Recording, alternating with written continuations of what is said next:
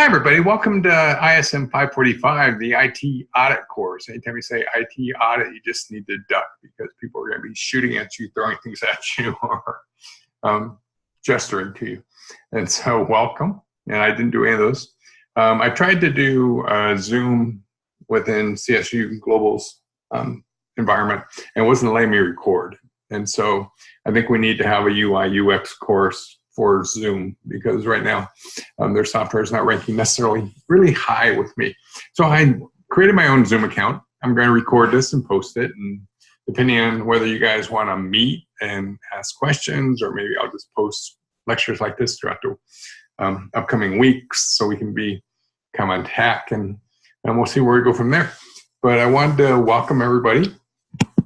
And so there's discussion threads in this course, and there's assignments in this course. Everybody's always interested in how do I get through this course? And so with respect to what I'm looking for is I want you to be active. I want you to challenge. I want you to be right. I don't mind if you're wrong. We learn a lot when we're wrong. And so pose questions, pose scenarios, pose hard questions. Let's noodle this. We're talking about a dry subject, IT auditing. Nobody likes the IT auditors, again. And so we need to kind of figure this out and see how we can change the perception. And so I've exchanged emails with a couple of people. We've talked about Sarbanes-Oxley and how it was, 10 years ago, it was a 4-letter word. And Sarbanes-Oxley is a lot of letters, but everybody hated it.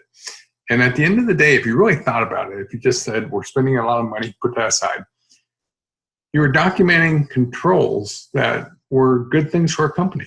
There are things that you'd want to do if you're doing a company right. And so if you weren't liking those, then why not? And so we kind of need to work on changing the cred, the street cred of IT auditors. We need to make them not the bad guys. We need to make them the good guys. We need to figure out how do they give us an ROI that improves the company performance? How do they clean things up? How do they give us longevity? There's a great video, and I'll post a link to it on the web, that talks about the game of business, whether or not it's a short-term game where we're running every 90 days and we have quarterly earnings announcements, and we have to make sure that our earnings are maximized and our stakeholders and our shareholders are optimized, or if we're in it for the long run. And the things that you learn when you're in a business for the long run are you'd want to have controls like you'd have with respect to an IT audit team in place. And so I want you to start to justify those. And let's figure out how we change this perception that IT auditors suck and IT audits suck. It shouldn't be the case. We're looking for ways to improve. We're looking for things that can be in your next performance bonus opportunity. And so let's figure this out. And so within the discussion threads, be active. I know that there's a minimum. If the minimum wasn't the minimum, it wouldn't be the minimum. But just discuss. You're here to learn. You're here to make mistakes. You're here to do things right. Throw it out into the discussion threads and let's see where we go. Within the assignments, use definitions. People are great about using abbreviations in IT. I'll see an abbreviation that says SOX, and I don't know that SOX is Sarbanes-Oxley. I don't know that Sarbanes-Oxley is IT audit and controls and the relationship there. So don't just throw out words with me. That really bothers me. I'm a pretty simple person, and so I'd like to see definitions. And when you start using definitions, people start understanding, and it's amazing how that works, and it improves the quality of your work. And so within your paper, set the stage. And so if a company that you choose is having IT issues or having financial issues or having HR issues, having retention issues, having whatever the issues are, set that stage. What are the problems? How do you know? And what do we think we could do about it to correct it? And that's kind of really what the audit process is. It's like, let's get a baseline of where we're at. Let's figure out what we could improve. Let's figure out what we really don't want to tell people we're currently doing because it isn't good, but let's fix it. And so those are all positive things. And so IT auditing should be a positive experience. Let's figure out that perception. So why are we here? What are the course objectives? And so we want to understand all parts of the IT audit process. And the IT audit process is similar to financial audit, it's similar to a CPA audit, it's similar to IRS audit. It's got processes, procedures, rules, regulations, steps you follow, best practices. So it's formal. We want to analyze which areas of the business processes audit. And so, you want the big bang for the buck. And so if you've got a lot of revenue from a specific source, you probably look there first. If you got costs that are a problem, if you have inventories that are growing, you pick the big nut first and you attack it. And that kind of gives you a breakdown. We want to differentiate which data are critical and which should be omitted. You can spend a lot of time chasing down nickels and dimes, and that's nobody's goal, and that's nobody's pleasure. And so we want to make sure that what we're doing isn't annoying. And so if something seems pretty good, okay, it's pretty good. Let's press on. Examine the IT audit infrastructure, the hardware, operating systems, what are things that we're looking at, what we're looking at with respect to security, what we're looking at with respect to data retention, what we're looking at with respect to DRP. What are the fundamentals that would be consistent from one company to the next with respect to IT auditing? What tools can we use? If we're putting together an IT audit team, what do you want for a skill set? And so most people don't grow up and in first grade stand up and say, when I grow up, I want to be an IT auditor. And so what's your team going to be? How are you going to make this a career plan for somebody? How are you going to get them to add value? How are you going to get them to interact? How are you going to get them not to be a dweeb? How are you going to get them to be social? How are you going to get them to show the people that they're auditing that they're really there for a good reason? And then we've got things like mobile devices and BYOD. And what does it mean if employees are bringing their own mobile devices, bringing their own phones, bringing their own laptops, bringing their own tablets? Wow, we've got to secure those. We've got to grab those back when we fire somebody. We've got to make sure that email's safe. We have to make sure of a lot of things. And so those are a lot of issues that should be part of your IT audit considerations.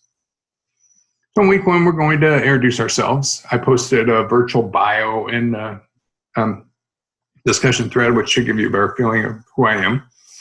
And then we're going to explain the role of an IT audit team. I posted a video on what you should look for when you're putting together your team. Who are the players?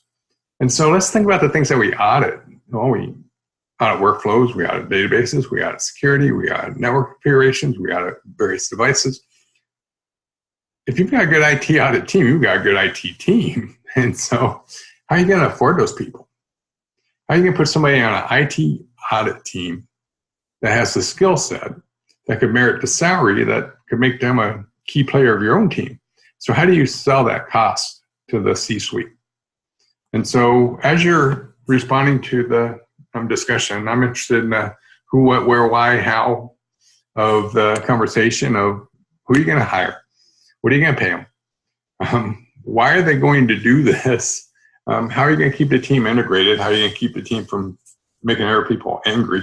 And so what's going to be the role of this team? How are you going to structure it? How are you going to put it together? And then how are you going to retain it for the long term? So this course has a final project, and it's worth 350 points.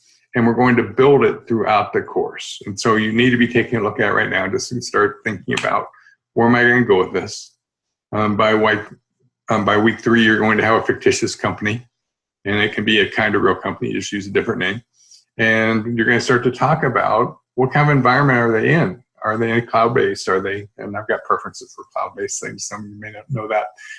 Are they in a data center? Is it secure? Is it backed up? What's the disaster recovery plan? Do they use databases? What's their use of a web server? How are they not going to be hacked? I mean, we have Equifax that is selling us security software, and they're breaching my social security number around the country. How are we going to avoid those kinds of things? They fired their CEO, or they should have. They let him retire, but they probably should have shot the IT audit manager as well. And so start to take a look at it, and we're going to build it throughout the course, and it should come together pretty well. So with that in mind, I would start to take a sneak peek at week 2. Week 1's pretty easy. Get out in the discussion threads, listen to this recording, and make your appearance. But by week 2, we're going to have an assignment that says, okay, remember that the IT audit is only as good as the team that performs the actual work. Okay, that's good. If we've got a bunch of people that we could hire because they gave us no budget for this, we're probably going to have a pretty crappy IT audit. But if we can somehow justify good hires, and sometimes you can even bring interns in who are motivated, who want to show their knowledge, and they'll save you on budget. I don't know if it'll save you on political issues and pressure and those types of things. But for week 2, you're going to identify the focus of the team, select the positions you want to fill on the team. So do we have a database person? Do we have a security person? Do we have a networking person? Do we have a workflow person? Do we have an HR person, ERP person? What do we have? What can we afford? How do we sell that to the C-suite? Can we do this with consultants? Not a bad idea. The consultants do it on a regular basis. They're going to charge you more per hour, but then you'd have to retain these people forever. Or do you want an IT plan that's audited over the course of the year and you just kind of roll from one thing to the next, to the next, to the next? This is your chance to establish how you're going to do this. And then are there co-sourcing? So you have some staff, you have some consultants. Not a bad way to go, but the consultants always cost a fortune and their heart's not always in it. And so week 2, we're going to start putting some muscle around this. So I look forward to seeing your thoughts in the discussion thread. I'm available. You got my phone number. Think about this from a big picture, but think about the political aspects of this. If you said, I want to bring in an IT audit team, everybody's going to say, how are we going to pay for that? It's just going to cut revenues. We need to have good quarterly earnings. Okay. We're not doing these things correctly. Stakeholders don't want to know that. Shareholders don't want to know that. Don't tell the board of directors that. So think of the barriers that you have before you ever get started. And let's figure out how we put a swing on that. Let's say, we're going to reduce your total cost of ownership. We're going to make the company more secure. We're going to make your databases perform faster. We're going to have your source code backed up. We're going to have a disaster recovery plan in place. All these things that give you a long-term company. Maybe a better approach. So I look forward to learning with you guys throughout the course. And I'll see you in the threads.